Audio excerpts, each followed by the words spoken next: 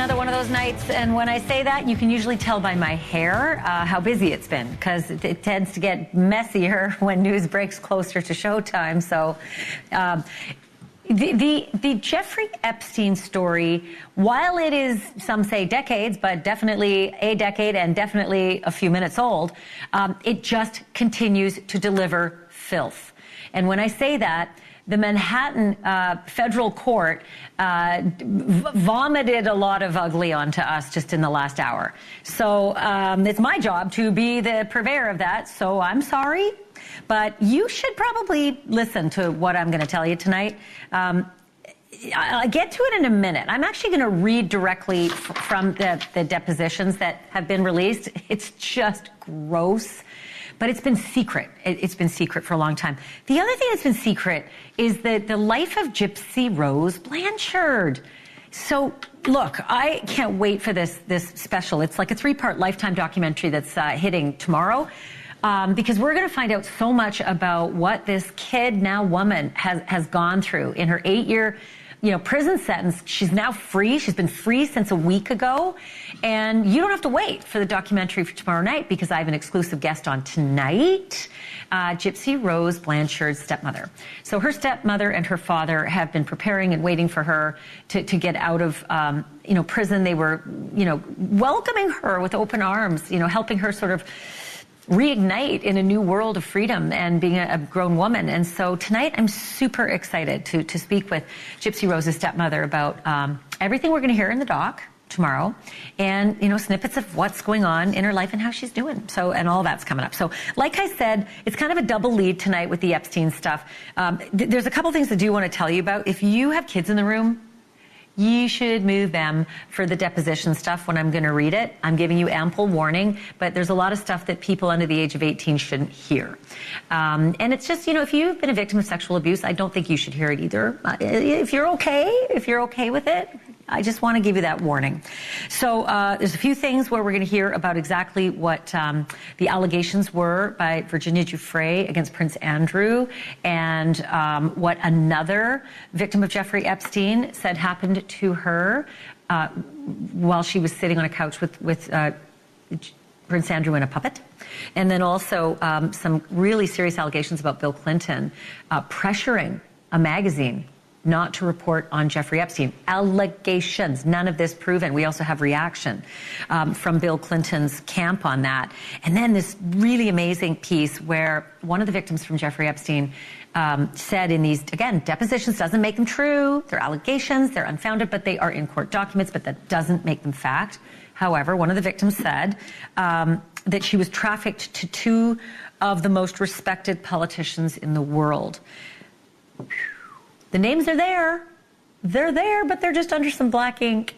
So it's weird, because there's still some redactions in these released documents. But all of this, as you probably know by now, when this accuser and now victim of Ghislaine Maxwell and Jeffrey Epstein, when she was in a civil litigation against Ghislaine Maxwell, this was all the stuff that came out. And the court sealed it till tonight. And last night. But it's just been like constant, revelation. So I just listen to this real quickly, though. When the Palm Beach investigator, the lead detective, was basically catching Jeffrey Epstein in the act, he was interviewed in some of these depositions. I want you to hear this. His name is Joseph Riccari, Palm Beach County detective, and Virginia Giuffre's attorney is Mr. Edwards. He says, were the majority of those girls that you interviewed over or under the age of 18? These are the girls that were pulled into the mansion to do massages of Jeffrey Epstein, and then they found themselves being, sexually abused and raped. And the interviewer, actually, Ghislaine Maxwell's lawyer jumps in and says, object to Foreman Foundation. And then the witness, the detective, says the majority were under. And Mr. Edwards says the remainder of the 30 girls that went to this house for the purpose of massage or recruiting for massage, is it my understanding that they had no massage experience? Ghislaine's lawyer, object to Foreman Foundation.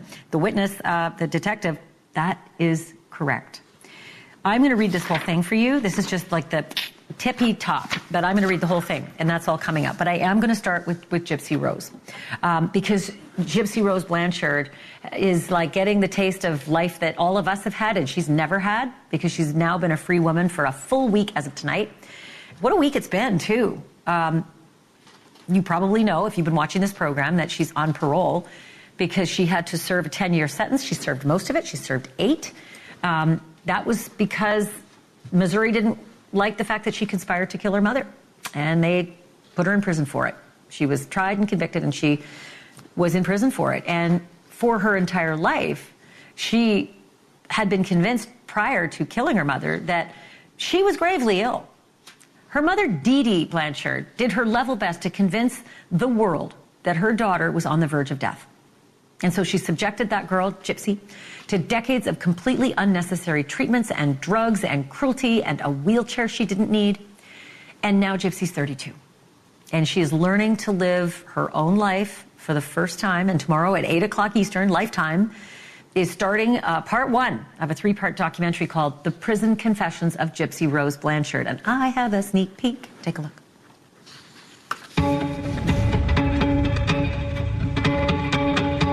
After a lifetime of silence, I finally get to use my voice to share my story and speak my truth.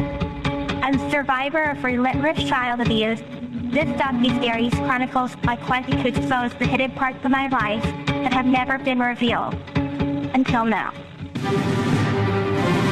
My mother claimed that I was sick. A Lifetime documentary event. Gypsy Blanchard is the only victim of Munchausen syndrome by proxy who has killed their mother. She trained me to the bed. She said, "We'll never be happy." He was holding the medications, hospitals, surgeries. There was no end in sight. Sharp scream. I will finally share my story the way that it should be shared. The Prison Confessions of Gypsy Rose Blanchard. Coming soon to Lifetime. Yeah, like tomorrow. I cannot wait. So Gypsy's father and her stepmom did all the preparations for Gypsy's release from prison. They welcomed her home with open arms. Look at this. They had holiday celebration. In just a moment, I'm going to be joined live by Gypsy's stepmom, Christy Blanchard. But first, I do want to share some of the thoughts that Gypsy has had about that biological mother of hers who she conspired to murder, a mother who tormented her almost to the point of death. If you watched any of the proceedings, it was argued in the court that Dee Blanchard suffered from Munchausen syndrome by proxy. It's very wordy, but it's a condition whereby a parent or a caregiver does a whole lot to a child. They either induce illness or they lie about illness, and they do it all to gain sympathy for themselves. Look at me, I'm a hero, I'm taking care. Here is what Gypsy Rose told People magazine about her mom. This might surprise you. She said, "It's a journey, but I am starting to feel more forgiveness and understanding that it is something that maybe was out of her control. Maybe it was like an addict with an impulse, and that it was not consciously malice. She was diagnosed with bipolar and schizophrenia when she was a little younger, and so she was not taking medication for that. And so perhaps if maybe she was on her meds, maybe things would have been different. She was a sick woman, and unfortunately, I wasn't educated enough to see that. She deserved to be where I am, sitting in prison, doing time for criminal behavior." Wow. That's pretty forgiving, you know, for a lifetime of being abused like that. For this kid, who is now a woman, she was locked up, and she says that being locked up was a godsend. Says her lawyer has said that her lawyer has said that she gained, I think, around 14 pounds the year that she first was in the county jail. That would be a much needed 14 pounds, right? Gypsy now tells The Hollywood Reporter that the mental and emotional and psychological benefits were even greater than what she went through physically. Let me read it for you, what she told them. "I wasn't allowed to have those experiences that form maturity, so in prison, I was able to have those experiences and grow from that. I'm the type of person that will make a mistake, learn from it, and move on, and hopefully never make it again. So I definitely think that level of maturity kicked in. And you can see the transformation from when I first got to prison to me actually walking out of prison and feeling as a confident woman like I could stand my ground, say no when I need to, be my best advocate. That's the journey that I went through in prison." And then Gypsy Rose also talks about her new life outside of prison, and she goes on to say, "I've been spending my time reconnecting with my dad and my stepmom, and really spending time with my husband. we're back home in Louisiana now, and we're settling into married life. I definitely had to kind of go peeking through his closet and putting my clothes on the shelf and integrating myself into his life now. I am making this my home. She also, in the Lifetime special, she alleges more abuse from her childhood in the series. And she accuses her grandfather, that would be her mother's father, so Dee Dee's father. She accuses him of sexually abusing her for a year when she was a child. And her grandfather was asked to respond to that. He said he denies it, and he says that Gypsy was the one trying to touch him from the age of 4 on. Odd. Anyway, he claims that he always told her no. So I'm joined now by Gypsy's stepmom, Gypsy Blanchard, and I'm so happy to have you on the program again. Thank you for doing this tonight. I'm very excited about the show tomorrow. But I just want to ask how Gypsy's doing. It's been a week now since she's been out. She's doing really well. She's adjusting. Like you said earlier, she's making Ryan's home her home. I told her, move all his stuff out of the closet. Take it over. She is adjusting as well as, beyond what I expected so quickly. But she said she feels at home and she feels at peace. What did she not expect? Like, what is she struggling with? I know some inmates, they will get out of prison and they hadn't seen an iPhone before. Like, there's certain little details that kind of shock them. 8 years is a long time, especially growing up as she did in prison. What has been tough for her? I think really the toughest thing for her with her phone is New Year's Eve, we were at her house, and she's like, somebody keeps calling my phone, and I don't know who it is. And I looked at the number, and it was her grandmother. It was Rod's mom. And I'm like, well, that's your grandmother. I'm like, why you didn't store it? She's like, I don't know how. So I stored a couple of numbers for her. But she's learning quick. She is learning it real quick. And I really thought she'd have it attached by her hip by now, but she makes a post, she puts it down, and she just goes back and does what she wants to do. So I know that she, got married while she was incarcerated and then was sort of physically able to be with her husband for the first time when she was released. But it is really difficult, for most people when they get married, to go on the honeymoon and be with their new spouse. This had to be especially sort of tough. A real adjustment, and I would guess for both of them, but how has it been for her? I was nervous for her, at first, because they visited, in prison, and they talk on the phone a lot, and that's a form of intimacy right there. And they bonded over that, but I was worried, okay, what's going to happen when you get out? We had that talk. And she said it was everything she expected it to be. It was wonderful. It was beautiful. They did stay at a hotel the night she got released. Well, the morning that she got released. And she said it was wonderful. I'm not going to talk for her about experiences behind those doors, but she was happy. Well, I'm glad to hear that. That must have been a nervous time. I can't imagine sort of meeting your husband physically, really, for the first time after that long relationship apart. So in the documentary, Gypsy says that she reveals things that even the family didn't know. Do you now know? Like, has she at least let on? And were there surprises for you? There was one surprise. When they asked me how did I feel about when Gypsy shot Dee Dee, and I was like, what? They were like, you don't know? I'm like, no, I think I would remember that. And she hadn't told her dad either. So that, it was a BB gun, of course, and that was pretty shocking. I did know about what her grandfather done to her. She told me, I want to say 1 or 2 years in, and she had asked me not to tell her dad. She wanted to tell him when she was ready. So when she confessed, told him about it. He called me. He's like, why you didn't tell me? I said, she told me not to tell you. So he learned that on camera as well, but I had knew. And, the grandfather has put out a reaction to that, saying it's an unusual reaction. I don't know that I've heard this one before, but he denies that he molested Gypsy and said that Gypsy was the one touching him from the age of 4 and that he told her no. Do you have a response to that? Does Gypsy have a response to that? I'm not going to speak on her behalf on how she feels about it, but I think it's really messed up. I can't even imagine. It's gross.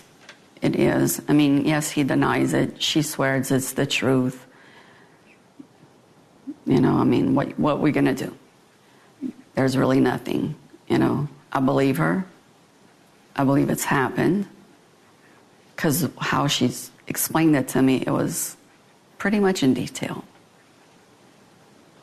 And she shouldn't be taking a bath with her grandfather anyway. I was just about to ask if you're able to share the details that she shared. And you're saying that there was a bath when she was a youngster?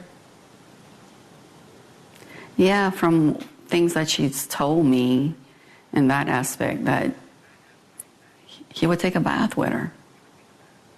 You don't do that at all. Did she share any other details? Yeah, she shared some, but I'd rather not. It's her story, to go into detail. It could be all in the book, which I was surprised when they did ask him. I had told the producer, if you're going to ask him that question, make sure you're running out the door, because I didn't know what his reaction would be, and he just denied it. But if he did it, he has to live with it. What was Gypsy's husband's reaction to that information? To be totally honest, I have no idea. I don't know what she told him or how she told him.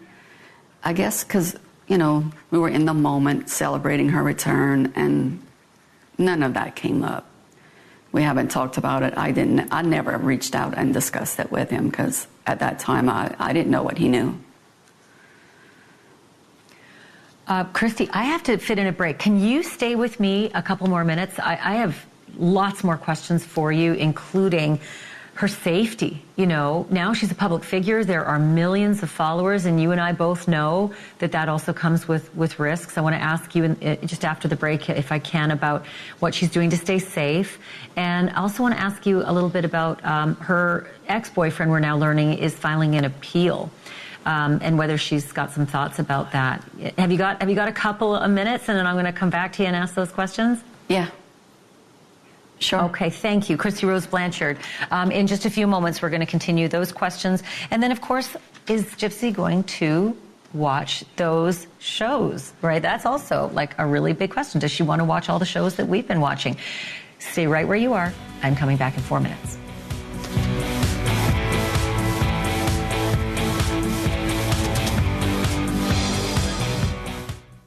Since Gypsy Rose Blanchard was released from her 10-year prison sentence on parole after serving 8 years, having served time for conspiring to kill her mother, Dee Dee Blanchard, after a lifetime of, there's not an adjective that's suitable, horrendous, despicable, foul, unconscionable abuse. And I am so pleased to be joined by Christy Blanchard, Dee Dee's stepmom. She's still live with me. Thank you for waiting over the break. I so appreciate it, Christy. I also wanted to ask you, I have watched the Mommy, Dead and Dearest. That's the documentary. There's also the fictionalized program called The Act about Gypsy Rose's story. There's so much out there that people have consumed about the story. Is there something about what Dee Dee did all those years that we don't know yet? Not really. I mean, there's a couple of things that she's done to me. She even called the priest and told them that he couldn't marry us because they were still married. She's pulled some doozies, I'll say. Yeah. She tried to do everything to ruin our relationship. And it sounds like she may have done the same to her father and her father's wife as well. They seem to make some pretty strong allegations that Dee Dee tried to kill her stepmother at some point. At least, I should say that's in the documentary. It's what they said in the documentary, which leads me to that question. Does Gypsy Rose plan to watch all of the content that's out there, the act and the Mommy Dead Dearest? I mean, does she want to watch those stories about her? We've talked about it several times. The only one she's interested in besides this one that's coming out is the HBO documentary, Mommy Dead and Dearest, the act. She doesn't really want to watch it, but curiosity, I think she'll end up watching it one day. I've only watched it once. Rod only watched, I think, one episode, and he had enough. So I guess when she's ready, curiosity, you know, it's going to happen probably, but I don't know when. And of course, the act is the fictionalized, dramatic presentation of Gypsy Rose's life. So because there's so much out there, because so many true crime fans have followed not only the story of Gypsy, but also her social media. I think she's, at last count, you know, around 6 million followers with Instagram and TikTok maybe combined. That means she's now a public figure. Is there any concern about her safety? And are you all doing anything to ensure that she's going to be okay in her newfound freedom, but also newfound fame? Yeah, I mean, we want to get someone to help her, you know, control her social media, because she's still learning. She has a couple of stalkers out there, I'm not going to lie. Some that are quite disturbing. But as her being safe at home, I think she's going to be okay. If worse comes to worse, we'll hire someone for security. I'm just hoping that the creeps stay away from her, you know? That's how we could hope for her. Can you expand on that, the creeps, and what has been said? Like, what kind of outreach has been made that's been disquieting or disturbing from some of those people? Well, there's one in particular. He was saying he wanted to be there when she got released and hoping that they take a picture of him and saying boyfriend is helping save Gypsy from paparazzi. He wanted to do that. He found out he had my personal phone number and address. And it's just creepy. He's really creepy. He has made multiple accounts trying to add, you know, me, and I figured out quick that it was this person in particular, and if he keeps up, legal action will be taken. So that he sounds is like not from Louisiana. You know, an uncomfortable fan. Have there been any dangerous threats made? Has she felt uncomfortable about some of the threats or more cruel kinds of comments? I told her try not to read the comments, but New Year's Eve we were talking and she felt kind of a little bummed, and she was like, people could be rude. And I said, Gypsy, you know, let's say there's 200 comments and maybe a handful might be, you know, not so nice. I said, but the replies under it are people defending you. I said, but they're irrelevant. You know, just ignore it. They don't know you. They think they know you, but they don't. So it's, this is a new world, right? Like being a public figure, and at 6 million followers, you're definitely in that range. That's also something that can be her, you know, it can be used to her advantage. Does she have any plans to capitalize on the fact that she's got these followers and people are fascinated by her? Has she got sort of a career path planned ahead? Yes, she does. The day she got out, she told me she didn't realize how big the story was. And I was like, well, no, you've been sheltered.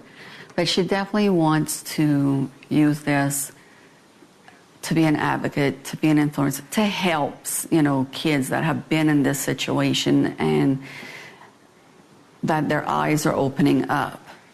If she could save one life, I think it's a big deal. It is a very big deal. If she could just save one, now if she could save more, that's even better. She will be having her memoir book come out, and we'll be doing more other things in the future. We're going to try to get her to go to schools and anywhere that we can that she could tell her story. And hopefully, so she's. If I read you right, Christy. Yeah, if I read you right, Christy, she wants to get into advocacy. She wants to give speeches. She wants to help other kids. Like does that sound about right? She sort of wants to go on the circuit of helping others? You are absolutely right.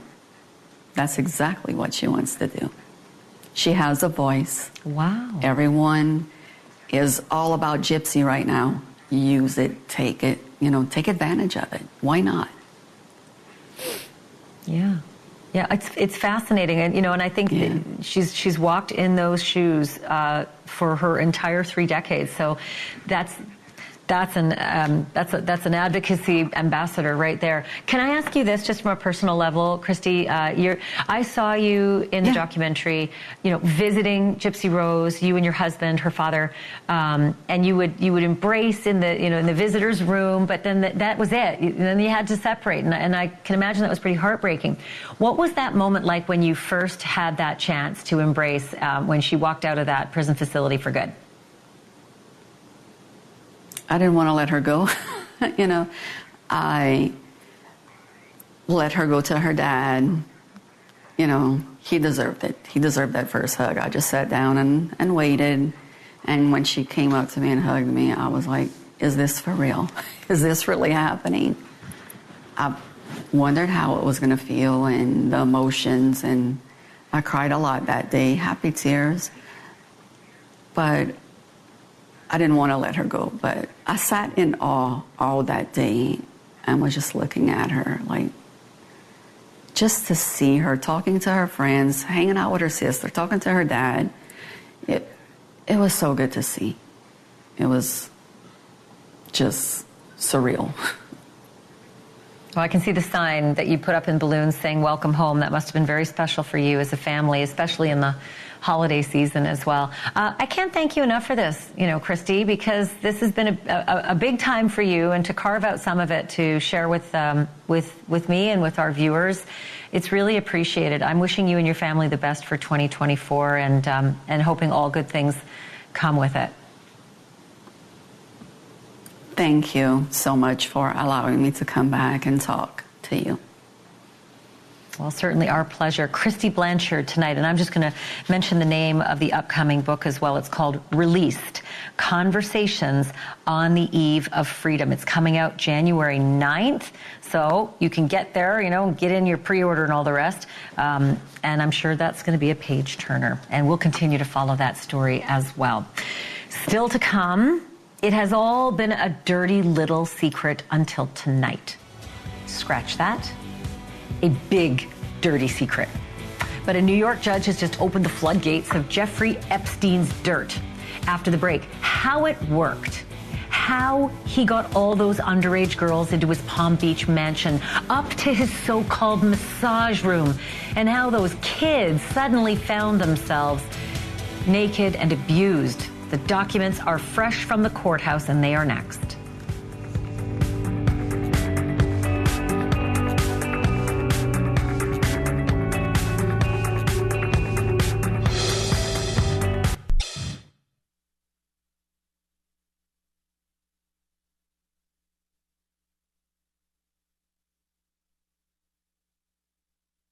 More unsealed documents have just been released in the last few hours, and more from Jeffrey Epstein's little black book, the people revolving around him and his accomplice, Ghislaine Maxwell, and their underage sex trafficking ring, including long sealed depositions about the case. And the documents were all part, as you'll know, of the civil lawsuit that Ghislaine Maxwell was involved in and settled years ago with one of the accusers and now actually victims in the case. Ghislaine is now in prison for a couple decades, and the federal judge ordered the vault opened, and there are hundreds of pages, so it's tough to get through, but we've been slogging through them. And tonight's release ranges from like technical legal arguments to filthy exhibits and depositions. And just scratching the surface here, but I'm going to start with an email from a victim of both Epstein and Maxwell, Virginia Giuffre. So she writes that this is to a Daily Mail reporter named Sharon Churcher.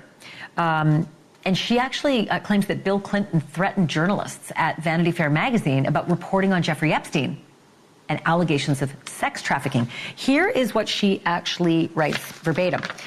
When I was doing some research into Vanity Fair yesterday, it does concern me that they would want to write about me, considering that B. Clinton walked into Vanity Fair and threatened them not to write sex trafficking articles about his good friend, J.E., Jeffrey Epstein. Should I be asking, what is this story they're writing pertaining to?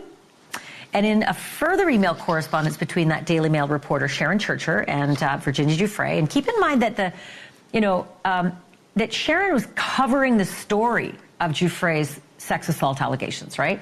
A reference is made by the reporter about Giuffre being trafficked by two of the world's most respected politicians, but the names are redacted. For now, we don't know if that'll continue, but right now they are redacted. But here's what the reporter Sharon Churcher writes.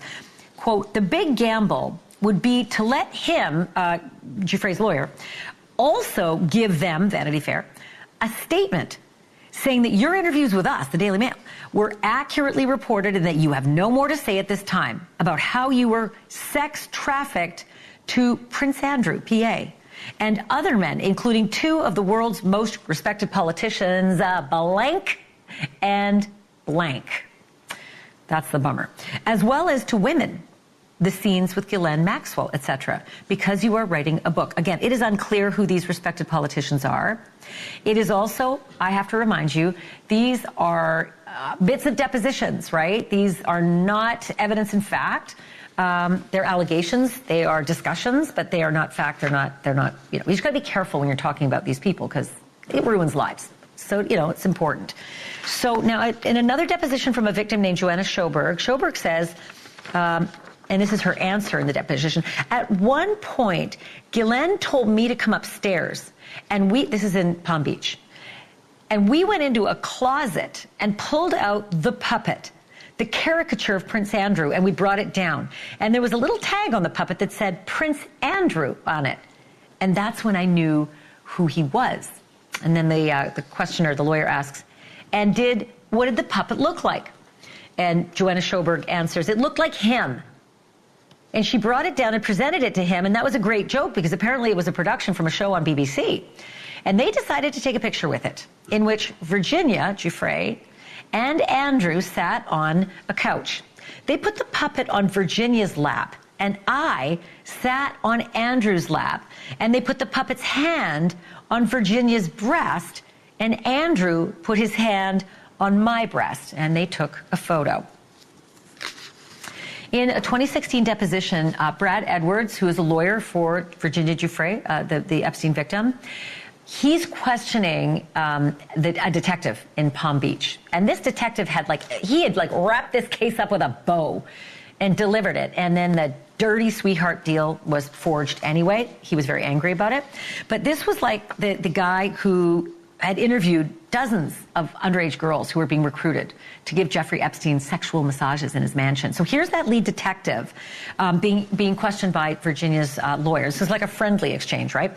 So the lawyer, Mr. Edwards, says, and were the majority of those girls that you interviewed over or under the age of 18? And Ghislaine's lawyer goes, object to form and foundation. And the witness answers anyway, the majority were under, meaning under 18. And Mr. Edwards' lawyer says the remainder of the 30 girls, 30. The remainder of the 30 girls that went to his house for the purposes of massage or recruited for massage, is it my understanding that they had no massage experience? Ghislaine's lawyer, object to form and foundation. Witness, that's correct. Again, the witness is the detective saying, you bet your booty. I've interviewed them all. All of them were young, and they were all doing this. Okay, so then it goes on, and the detective says, each of the victims that went to the home were asked to bring their friends to the home. Some complied and some didn't. And Mr. Edwards, the lawyer, says, okay, so the victim would come to the home and could give a massage and get paid for it. Is that right? Object to form and foundation, Ghislaine's lawyer. The detective, correct. And the lawyer, Mr. Edwards, says, and at the end of that massage, if that victim brought other friends, she would get paid for the recruitment of those friends. Object to form and foundation, Ghislaine's lawyer says. Witness, correct. The witness, again, the detective. Initially, when the victims would come into the home and were brought upstairs to provide the massage, Epstein would lay on his massage table where they would start to rub his back and the back of his legs. Epstein would either attempt to fondle the girls or touch the girls inappropriately, and at which point he would masturbate. And when he was done, he would get up and go wash off while the girls would get dressed and go back downstairs and get paid. The deposition goes on. The detective says, when they went to perform a massage, it was for sexual gratification, the lawyer says. And when the assistants would call and ask these girls to work, did you learn what the term work meant with respect to these girls coming to the house? Object to form and foundation. And the detective says, work meant come and provide Epstein a massage. And here he discusses what happened. The lawyer says, and massage, how often would these massages, based on your investigation, turn into something sexual? Object, form and foundation. Witness says, during the investigation, it was determined that he would have multiple massages during the day. He would have some in the morning, some in the afternoon, and some in the evening. I want to bring in our correspondent, Laura Engel, who's been pouring through all of these documents. She's been watching all of it. The most important thing to get from you right now is if the Clinton camp has responded to what's been breaking in the last few hours. Yes. Hi, Ashleigh. We have been making those calls and emails all day long, and we did get a response, if you will, from former President Clinton's camp, which reads, President Clinton will not be responding to the new Epstein documents or the claim that he threatened Vanity Fair. That's it. Full stop. That's the response we got. We've reached out to many other people who were listed in these documents, have not heard back, but that is the first response that we have received. They all knew it was coming, so they made a conscious decision, more than likely, to say, I'm not getting into it. So one other quick question. I only have a minute, but Laura, the context of everything that I was just reading, just sort of help the viewer understand. This is like a teeny tiny bit of these hundreds and hundreds of pages. Right. But give me the context of what these hundreds of pages really are and are not. Well, there are a lot of detail of what these witnesses and alleged victims say they went through. And you talked about the mounds of evidence and documents. I just want to show you. Today we got over 300 documents first. Then we got another 100. This is last night. This is 934 pages. So when we're talking about going through, and you went and read a few excerpts, think about going through all this. This is what we've all been doing, looking through these mounds of paperwork. So some of the details and the stories that we hadn't heard, yes, we've heard about the massages, but just to share one of them, we heard from a former household manager for Epstein's billionaire friends. And when you think about the people that really know things behind closed doors, these are the types of people, the employees, people who run the households. And according to the documents, Ronaldo Rizzo, this is just one example. He was actually in tears when he told investigators how he watched Maxwell bring a 15-year-old girl into this home, and she told him that Maxwell stole her passport and tried to make her have sex with Epstein while she was on his private island, threatened her and said, you can't leave, I'm taking your passport. You need to have sex with this man and this girl. I mean, think about what you were doing at 15 years old. Most 15-year-olds are just trying to think about, I want to get my driver's license. I want to save up enough money to, buy a car or whatever, a pair of jeans. These girls are being described as younger and younger as some of these depositions go, 17, 16, 15, and 14. And then I also wanted to bring up real quick the kissing game that we learned about. Mr. Rizzo also testified that he watched Maxwell direct a room full of underage girls, some as young as 14 years old, to kiss, dance, and touch one another in a sexual way for Maxwell and Epstein to watch for their pleasure. That is what he testified to. That is what he shared with investigators. And that is what we're learning. Yep. That's what we're seeing as we're pouring through these documents. I said it's a river of dirt, and you proved it. Laura, you're better at this than I am. Thank you for this. Sorry for the assignment, but you're doing great. Laura Ingle doing the work for us tonight. Coming up next, if you think you can fool a lie detector test, it's tough stuff. Real live, FBI-level polygraph, right? Casey Anthony's parents are so sick and tired of being told that they're liars about their granddaughter Kaylee's death that they did it. They took the test, and they did it on TV. But did they have anything to do with Kaylee's death 15 years ago? Well, tonight you're going to see the lie detector results. Full details in my chat with Casey Anthony's lawyer next.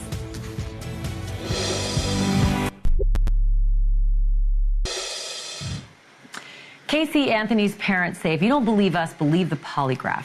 George and Cindy Anthony allowed the A&E network to record them taking a lie detector test to address the lingering questions about the disappearance and death of their granddaughter, little Kaylee Anthony, back in 2008. Now, this is really hard to watch, even after 15 years. Just talking about Kaylee sends Cindy Anthony into a panic attack.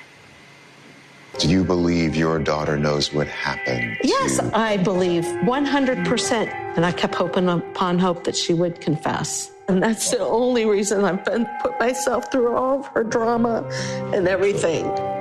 Absolutely correct. Since June 16, 2008, Kaylee has been my #1 priority as far as what happened to her and getting her back. I lost Casey and my granddaughter that day, but Kaylee was always the priority. Kaylee's always been the priority. That's been my focus and goal the whole time, is to find out the truth. And to sit here and listen to her keep making different stories as it fits.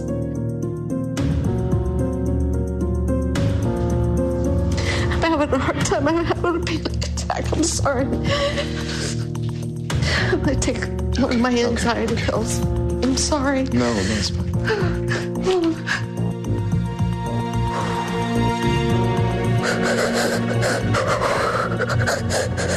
Take a deep breath, please. I'll take one with you. We're going to get through this. I'm starting to lose it. I'm starting to faint. I'm starting to pass out. I don't know what... Hey, you want to go down on the floor to sit? What, you want to go with you? Hey. You want to go to the hospital? I need to breathe. Get away. I can't breathe.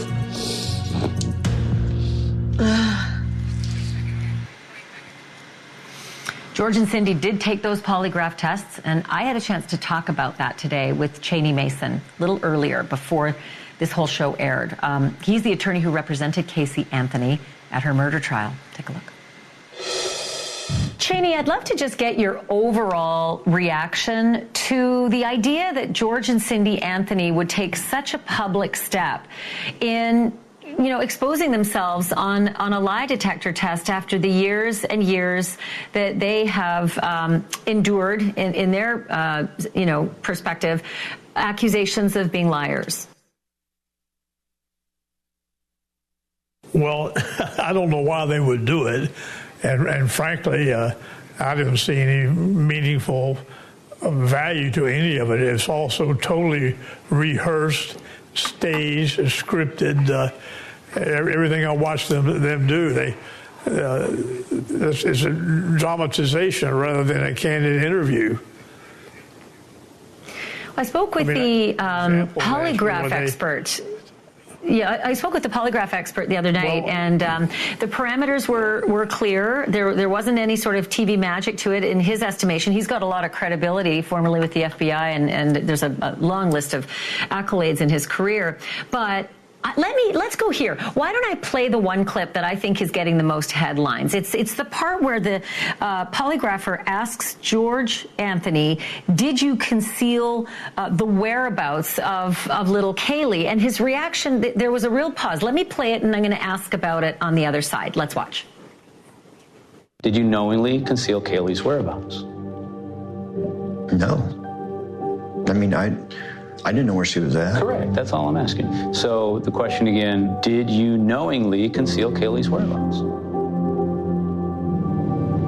No. Okay, so you're struggling with that one a little bit. Tell me why. Did you conceal her whereabouts? Did I conceal her whereabouts? I did not know where she was at. Okay, so why are you struggling with that?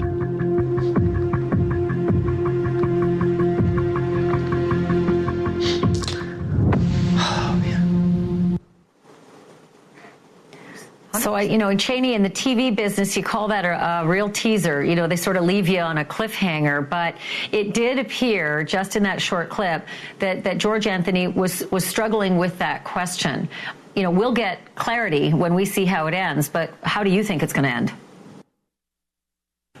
Well, I have no idea, but I don't think any of it was valid at all. A good polygraph test only asks 2 or 3 or 4 questions at the most.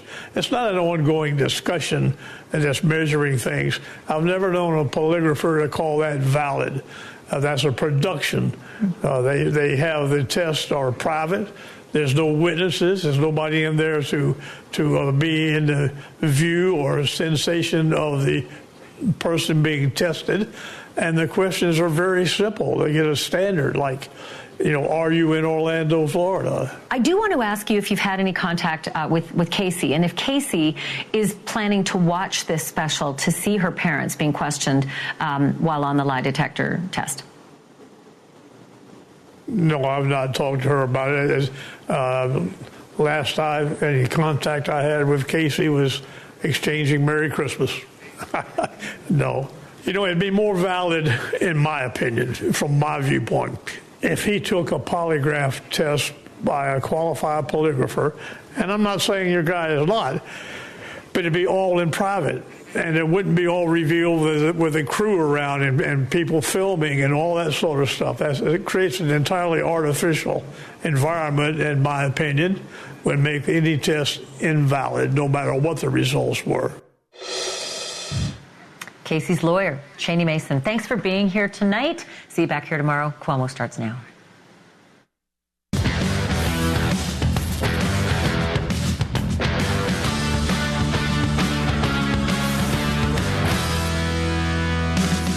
Hey, I'm Chris Cuomo. Happy New Year. I missed you, but I'll tell you what I didn't miss this time of year in an election cycle. We are in the midst of what we call in the business the hate parade. All kinds of bombs are going to be thrown now, some literal, some figurative. Why? Hurt the other side. Hurt your opponents. Got the early primaries coming.